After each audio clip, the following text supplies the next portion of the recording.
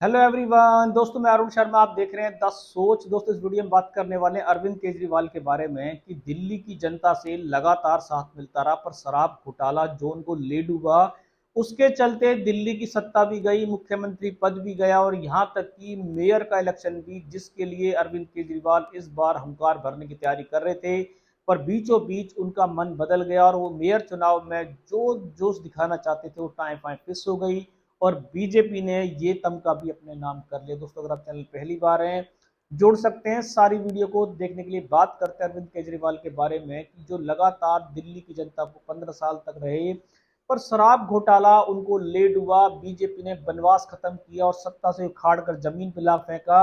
अब उनके हाथ में ले दे के मेयर का चुनाव बचा था। मेयर के चुनाव के लिए अरविंद केजरीवाल का जिस तरीके से प्रदर्शन था, ऐसा लग रहा था कि अरविंद केजरीवाल जानबूझकर ये इलेक्शन नहीं लड़ना चाह रहे। किसी भी सूरत में उनका इंटरेस्ट खत्म होता चला गया और बीजेपी ने एक तरफा जीत की। अब अरविंद केजरीवाल की रणनीति अरविंद केजरीवाल को ही मालूम है कि वो क्या कहना चाहते हैं। जिस तरीके से वो मेयर के चुनाव के लिए ताबड़तोड़ हमले करते थे, बीजेपी पे बेईमानी का आरोप लगाते थे, पर वो बीजेपी के सामने खुद ही सरेंडर होते जा रहे हैं। 5 साल अभी हुए नहीं, अभी तो ले दे के जुम्मा जुम्मा 2-3 महीनों की सरकार बनी है। अरविंद केजरीवाल दिल्ली से क्यों अपना पिंड छुड़ा रहे हैं? क्या अरविंद केजरीवाल बीजेपी के आगे सरेंडर होते जा रहे हैं?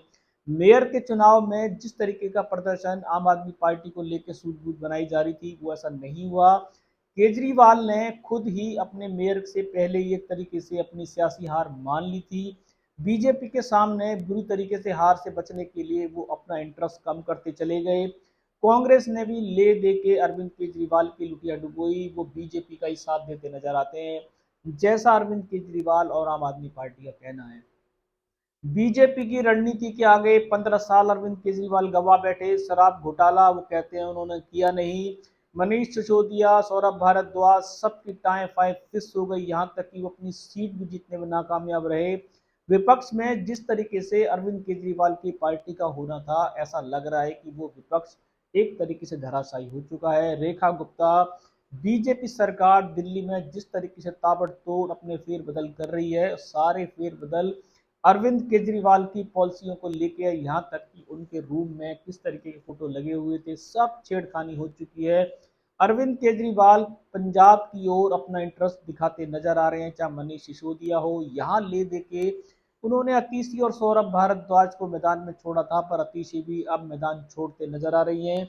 रही सौरभ भारद्वाज की बात, तो सौरभ भारद्वाज भी ले दू के कुछ ना कुछ टीका कशी करने के लिए बीजेपी को घेरते रहते हैं, पर जिस तरीके से आम आदमी पार्टी का विपक्ष होना चाहिए था, उस तरीके से आम आदमी पार्टी जमीन खोती जा रही है। क्या 5 साल के अंदर बीजेपी आम आदमी पार्टी का निशान मिटाने को तैयार है? क्या आम आदमी पार्टी अपनी रणनीतियों के चलते, जिस तरीके से वो हार की कगार पे थे, मेयर के चुनाव में उन्होंने जोर क्यों नहीं लगाया? क्या उनके पास संख्या बल बहुत कम था? क्या अरविंद केजरीवाल के इशारे के चलते बीजेपी को एक तरफा जीत मिली? सूत्रों के हवाले से खबर है कि अलग अलग पैतरे अपनाए गए हैं और अरविंद केजरीवाल इस बार मेयर चुनाव से पिंड छुड़ाते नजर आए। ये हार है या सरेंडर है या किस तरीके से बीजेपी को जिताने की तैयारी है, ये अंदरूनी बातें हैं, पर इस बार बीजेपी ने चारों खाने आम आदमी पार्टी को चित करके रख दिया है।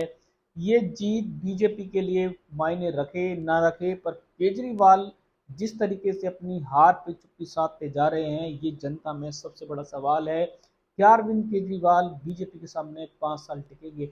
इस रुझान पे सर्टिफिकेशन लेके आएंगे। अगर आप चैनल पे नहीं जुड़े हैं, जुड़ सकते हैं आने वाले समय में। अरुण शर्मा मिलूंगा नई सोच के साथ। अपना ध्यान रखें।